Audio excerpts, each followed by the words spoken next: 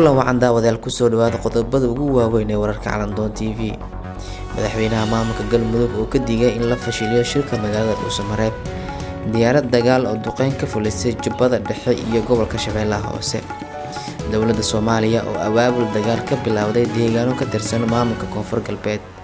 Laamaha ammaanka ee Galmudug oo baadigoobaya koox doonaysa inay dil geysato iyo rag hubeysan oo toogasho ku dilay shaqaalaha hay'ad gargaar.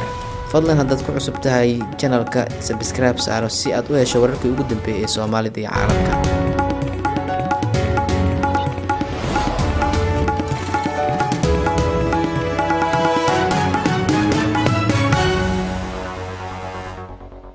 Madaxweynaha maamulka Galmudug Axmed Cabdi Kaari Qorqor ayaa ka digay in la fashiliyo shirka lagu wado inuu dhawaan ka furmo magaalada Dhuusamareeb. Madaxweynaha dowlad goboleedka Galmudug Axmed Cabdi Kaari Qorqor oo ku sugan dalka Turkiga ayaa ugu mahadceliyay bulshada Galmudug gaar ahaan kuwa magaalada Dhuusamareeb sida ay u soo dhaweeyeen wafuud kala duwaneed ee ka qayb gashay shirkii ka dhacay magaaladaasi. Waxaan u mahadcelinayaa reer Galmudug gaar ahaan bulshada caasimadda ee wax ka yar 2 maalmood ku martiqaaday wafuudda federaalka oo ka badnaa 1,000 qofood iyadoo magaalada aysan lahayn guryo waaweyn iyo hoteelo. Waxaan rajeynayaa in shirka kale ee ay doorkooda qaadan doonaan, ayuu yiri madaxweyne Qorqor. Sidoo kale madaxweynaha maamulka Galmudug Axmed Cabdi Kaari Qorqor ayaa dalbaday in laga fogaado wax kasta oo lagu fashilin karo shirka magaalada Dhuusamareeb ee la filayo in uu ku dhexmaro madaxda dowladda federaalka ah ee Soomaaliya iyo dowlad goboleedyada dalka ka jira. Hadalkan ayaa madaxweynaha dowlad goboleedka Galmudug Axmed Cabdi Kaari Qorqor waxa uu ka sheegay xaflad lagu soo dhaweynayay oo lagu qabtay magaalada Istanbul ee dalka Turkiga. Dhawaan ayay ahayd markii shir u dhexeeya dowladda dhexe ee Soomaaliya iyo maamulada dalka ka jira oo ka dhacay magaalada Dhuusamareeb ee caasimadda Galmudug. Diyaarad dagaal ayaa waxa ay duqeyn ka fulisay gobolka Jubbada Dhexe iyo gobolka Shabeellaha Hoose, waxaana lagu soo waramayaa in ay ku dileen xubno ka tirsan ururka Al-Shabaab. Waxaa faahfaahin laga helayaa duqeyn xoogan oo xalay ka dhacay deegaano ka tirsan gobolada Shabeellaha Hoose iyo Jubbada Dhexe, kuwaas oo lala beegsaday dagaalamayaal ka tirsan Al-Shabaab. Duqeymaha ayaa la beegsaday xarumo ay ku sugnaayeen dagaalamayaal ka tirsan Al-Shabaab iyadoona halkaasi lagu dilay saraakiil ka tirsan Al-Shabaab. Duqeynta koowaad ayaa ka dhacday Jubbada Dhexe, waxaana la sheegay in halkaasi lagu burburiyay xarun ciidan oo Al-Shabaab ay ku lahaayeen duleedka gobolkaasi, waxaana la sheegay in ay duqeyntaasi ku dhinteen dagaalamayaal ku sugnaa xeradaasi. Saraakiil ka tirsan ciidamada ammaanka ayaa sheegay in diyaarado dagaal ay duqeyn ka fuliyeen xarun ay isku urursanayeen xubno ka tirsan ururka Al-Shabaab. Wararka ayaa intaas ku daraya in deegaanka Hawaii lagu dilay sarkaal lagu magacaabi jiray Daahir Macalin, halka degmada Sablaale lagu dilay ku-xigeenka Al-Shabaab ee Axmed Nuur iyo dagaalamayaal la socday. Muddooyinkii dambe ayaa waxaa sii kordhayay weerarada cirka ah ee lagu qaadayo saldhigyada Al-Shabaab ay ku leeyihiin gobolada dalka, waxaana sidoo kale jirta in toddobaadyadii lasoo dhaafay ee Al-Shabaab dagaal adag kula galay gobolka Shabeellaha Hoose.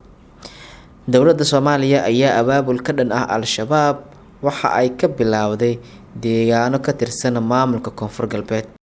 Taliyaha ciidamada lugta Soomaaliyeed General Cabbaas Amiin Cali oo ku sugan magaalada Baydhabo ee xarunta gobolka Baay ayaa halkaas waxa uu ka bilaabay abaabul dagaal oo ka dhan ah ururka Al-Shabaab.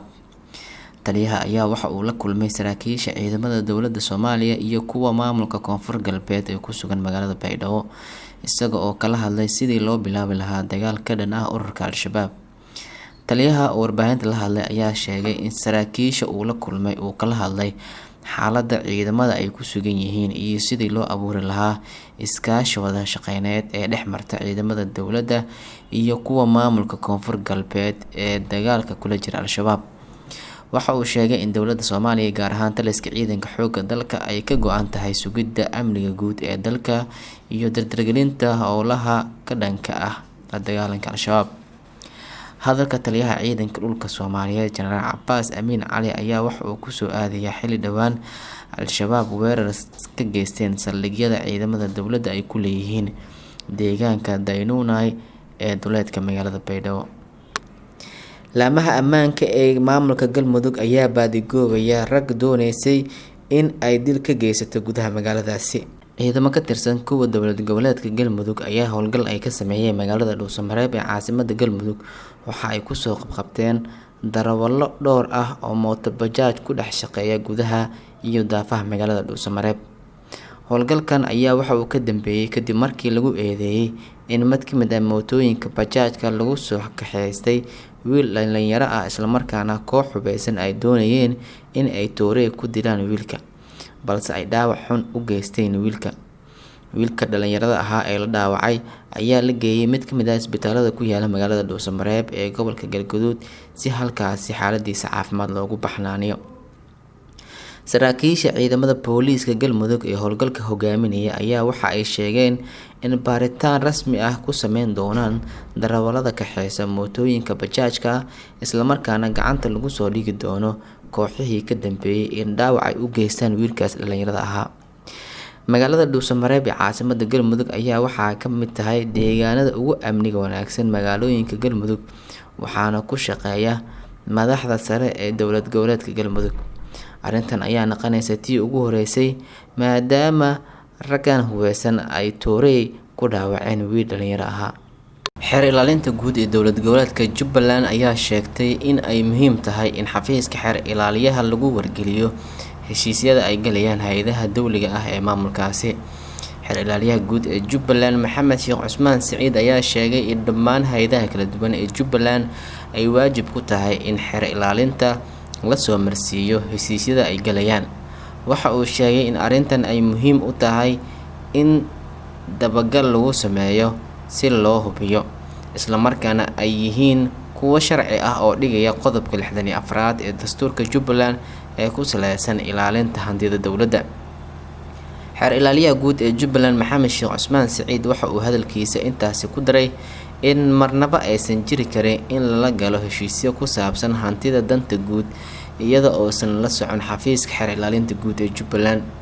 Ugu dambeyn waxa uu sheegay in sidoo kale xubnaha golaha wasiirada Jubbaland laga doonayo inay xeer ilaalinta u soo gudbiyaan haddii ay jiraan heshiisyo ay hore u galeen. Hadalka xeer ilaaliyaha guud ee Jubbaland Maxamed Sheekh Cusmaan Siciid ayaa ku soo aadaya xilli dhowr jeer oo hore deegaano ka tirsan Jubbaland ay ka dhaceen dagaal beeleedyo salka ku haya arrimo la xiriira dhulal lala tagay dagaalka oo geystay khasaaro isugu jira dhimasho iyo dhaawac. Guud ahaan wararkii Caalamdoon TV waana inta daawadeen.